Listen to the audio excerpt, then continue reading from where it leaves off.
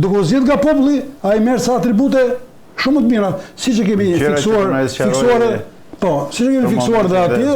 Sigurisht avokati do t'i shtjellojë nga ana juridike, po themi propozimet që kanë qenë.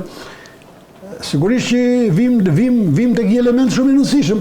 Të gjithë këto vendime të marra janë vendime të papjekura të një kryeministri që është, nuk flasim vetëm për këtë kryeministër, por flasim për disa lloj kryeministrash. Kanë ardhur pikërisht se mungon etika profesionale. Edhe kjo etikë profesionale vihet në punë vetëm atëherë kur ekzistojnë universitetet siç duhet dhe institutet kombëtare. Institutet kombëtare janë gjë tjetër, vetëm është një organizëm i fortë shkencor, i përzgjedhur, pak cilën parlamenti dhe qeveria s'merr dot vendim. Dhe ne kemi propozuar për të krijuar dy sisteme parlamentesh. Parlamenti shkencor që është ky instituti kombëtar bashkë me Akademinë e Shkencave si Senat dhe elementi numër 2 është parlamenti që nëse zotëria do ta shpjegojë më mirë me dy dhomat, e cila s'bën gjë tjetër, vetëm kemi një kontroll më të mirë në ligjvënien. Kjo është në përgjithësi ato që mendoj unë. Zoti Bale, kam një pyetje për zotin Eduard. Duke qenë avokati pjesëmarrës në të 4-5 forumet që ne organizuam si akademi për të mbritur kjo thirrje. Avokat, edhe në emër të pjesës tjetër të avokatisë, që se s'mund vim dot 10 avokatë këtu, por juve në cilësinë e një avokati të nderuar, pjesëmarrës aktiv dhe edhe përpiluesi i ser mendimeve tuaja, a mund të na thoni dy fjalë se kjo thirrje ku konsiston më tepër te pikpamja e mënyrës qeverisjes, te kodi zgjedhor, te kushtetuta çfarë duhet përmirësojmë për pastaj do ta lexojmë në fund të. Po.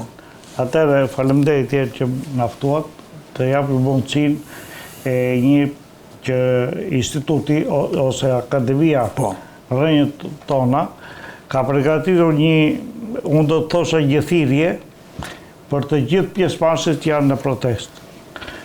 Thirrja që do kaloj në për gjitha kanalet zyrtare dhe popullore është një thirrje ku jemi dakordsuar ose nuk jemi dakordsuar me një pjesë të pikave të kësaj thirrje.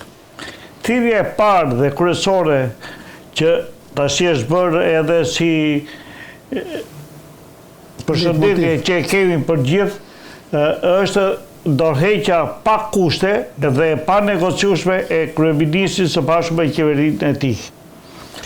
Kjo është thirrja e parë dhe themelore e të gjithë, do të thosha unë, të atyre pjesëmarrësve në këtë protestë paqësore që është deri më sot. Pavarësisht se kryeministri tenton t'i hedhë benzinë kësaj proteste, por kultura, qetësia e këtij populli ka treguar që ne do ta ruajmë qetësinë deri sa të jetë pika e mundshme e vijës kuqe të një evolucioni. Do thosha pika e parë është e panegociueshme që është thirrja për dorëheqjen e kryeministrit dhe do të kalojmë pastaj në krijimin e një qeverie jo politike, apolitike, teknike, e cila do ketë disa detyra specifike të kufizuara, ashtu siç ka dhe mandatin e saj, do ketë dhe mandatin e saj të kufizuar, do ketë edhe detyrat e saj të kufizuara. Janë të vështira për të realizuar për një periudhë një vjeçare, por që ne nuk e kemi mbyllur diskutimin, do jetë një vit, apo do jetë një vit e gjysmë, apo do jetë kaq muaj qeveria jo politike, teknike, do thotë që do përgatisi për e para njerë do përgatisi ligjin për referendumet. Që në pas të një referendumi ne do diskutojmë dhe do hedhim 2 pika, për kodi zgjedhor dhe për kushtetut e Republikës Shqipërisë. Kjo kushtetut, disa mendime janë që të kthehemi në 92-shi, që thotë të kthehemi në vitin 0, sepse nga 92-shi deri sot këtë vendi i kanë ardhur vetëm të këqija, anë negative. Ky nuk ka pasur deri më sot, vetëm është shkatruar pak nga këto qeveritë që kanë qenë, dhe nëse kthehemi në kushtetutë e vitit 92 do thotë që e para njerë do bërë një census për t'i dhënë të drejtën të gjithëve për të votuar në vend e tyre dhe për të vendosur fatin e tyre në këtë vend të vogël siç pretendohet, por që është një vend mjaft i madh dhe është dyja nevralgjike e gjithë Europës, do thosha dhe e dyta, përveç kodit zgjedhor do të përzgjedhim dhe çfarë mënyrë qeverisje do kemi, çfarë parlamenti do të kemi një parlament me 2 dhoma, apo do të kemi një parlament me 1 dhomë. Deri sot ne kemi të shtuar me parlamentin me 1 dhomë, sepse të gjithë deputetët kanë vjedhur dhe kanë abuzuar në mënyrën më barbare të mundshme.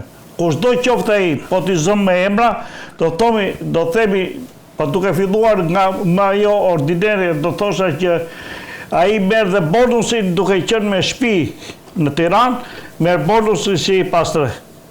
Deri këtu, pa llogaritur pasaj biletat e udhimit për të vajtur gjoja, karburantin e tjera për të vajtur në shtëpinë e tij, gjoja në Lushnjë, Fier, Korçë, kudo. Pra, do thosha, abuzimi ka filluar që kaja. Që kur ai bëhet deputet e ndryshon konturi komplet si deputet. Duke filluar nga paraqitja e jashtme dhe tjera më vonë. Dhe ai del si një aga kur mbaron mandati 4 vjeçar të deputetit, edhe po mos jetë pushtet, ai del si një aga i zonës. Pra këtu ne duhet ta mbyllim për sa i përket pjesës dytë që thosha unë, si do organizohet mënyra e qeverisjes së vendit. Organizohet me parlament me 2 dhoma apo me 1 dhomë.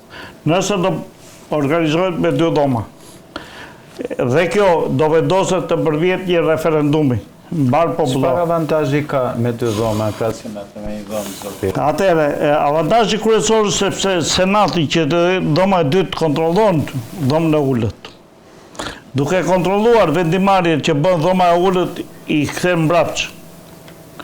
Sepse në dhomën e dytë që janë intelektual më të mirë të vendit, më të provuar, me rezultatet nga më pozitivet në jetë e tyre, kanë dhe kontrollin e tyre nëpërmjet instituteve përkatëse, që do aderojnë në dhomën e dytë. Dhe duke marrë mendimin nga dhoma e dytë që do ta miratojmë të ligj apo jo, jep okej në dhoma e dytë. Pra është një filtr shumë i fuqishëm. Pra është një filtr i fuqishëm që shumë vende të Bashkimit Evropian sot që e përdorin, shikojnë që ligjet kur dalin nga Senati, dalin shumë pjekura.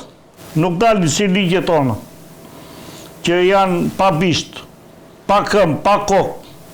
Pra del ligji sot dhe amendamentet e këtij ligji dalin mbas një viti. Dhe ky ligj gjelet gjumë, pa vlerë. Dhe kjo i ka dhënë mundësi të gjithë këtyre që kanë qenë drejtues të shtetit që të vjedhin dhe të abuzojnë sa të mundi. Pika e tretë që do të jetë zgjedhja e presidentit. Unë i flas shkurt këto pika sepse këto do kenë diskutime të jashtëzakonshme pasaj, po në të gjithë studiot televizive me ekspert nga më të mirët, besoj. Ne nuk themi që kemi bërë ajkën e asaj pune që duhet, por ne kemi menduar që kjo është puna më e mirë, që ato të zgjedhja e presidentit.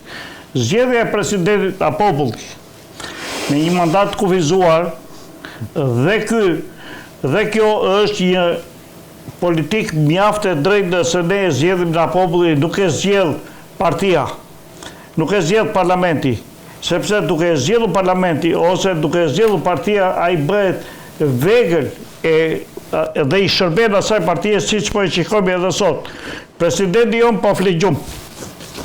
Presidenti jon u zgjua mas 26 ditësh të shprehte shumë pak, sepse ne dim që ka një frikë të jashtëzakonshme që ai të flasi para kryeministit, se ja kanë çveshur të gjithë angrat kryeministit nëpërmjet një kushtetute dhe nëpërmjet një disa ligjeve dhe makinacione që kanë bërë vetë. Duke dalë ke presidenti, ne mendojmë që kalojmë paketën e parë ligjore, që do thotë pasaj futet në lojë zgjedhje. Pra ju thoni presidenti të zgjidhet nga populli, si në Amerikë të themi. Sigurisht. Edhe njëri që mund të mos jetë antar i asnjë partie, apo? Dhe mos jetë antar i asnjë partie. Ndoshta është më mirë ashtu. Pastaj paketa që do t'i vendoset presidentit për të zgjedhur është pjesë tjetër e rrugës së gjatë që ne mendojmë që është një rrugë e gjatë që do bëhet nëse ne rikthehemi në vitin 92. Kushtetuta e vitit 92, çfarë avantazhe kishte në lidhje me kushtetutën ndoshta të 2008-s? 2008-a nuk njifte kufi detar me sa di unë.